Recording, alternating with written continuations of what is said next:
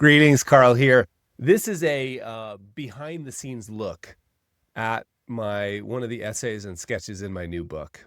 This one's called Something You Don't Like. And it's one of my favorite sketches that seems to have never taken off. So I'm excited to hear from you, but it's just a line of symbols. There's a square and then a circle, then a triangle, and then an asterisk and a line. It's labeled diversification. I always loved it because it was so simple.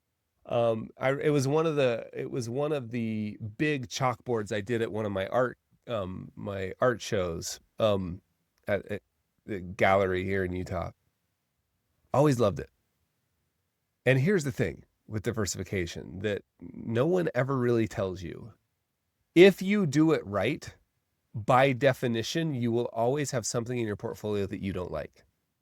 If you do it right, you will always have something in your portfolio that you don't like. The challenge, of course, is the thing you don't like changes, right? The very thing that like 2 years ago you and I were complaining about, we're like, that thing, I'm going to sell that thing. Now it might be the thing like, this is the best investment we ever made. In fact, this just happened to me last night. I had somebody really close to me that I had helped invest some money 3 or 4 years ago, and what I invested in did really poorly, and we almost sold it. We were like, this is crazy. We almost sold it. And now it's, I'm not kidding. I mean, I'm not going to mention any numbers. I was going to say what percentage, 650% on one of the investments that we made back then. Right. And that's not because, and it was down like 50% at one point. And again, part of that's just time. We hadn't looked at it. There's a lot to learn from this experience. One is time. Another one is that what makes you seem super dumb can also make you seem super smart, and you were neither. Right? But the one I'm making here is that very thing that we wanted to get rid of because it was such a bad investment turned out to be a great investment in a different market, a different time, right? That's diversification, right? So if you're doing it right, and just remember this, it serves as a good check for me whenever I'm like, I don't like that thing, I'm selling it.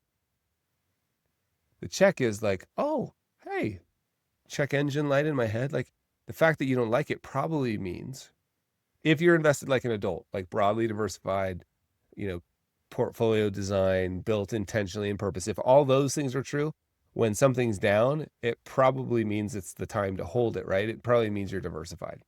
All the other assumptions held in place. So diversification, if done right, you'll always own something you don't like. Something will be doing great, something will be doing terrible, and those things will switch over time, often. So it's one of my favorite essays from the book. The book's out in October. You can get a copy now at Amazon or your local bookstore. We love them both. Well, we love our local bookstores, right?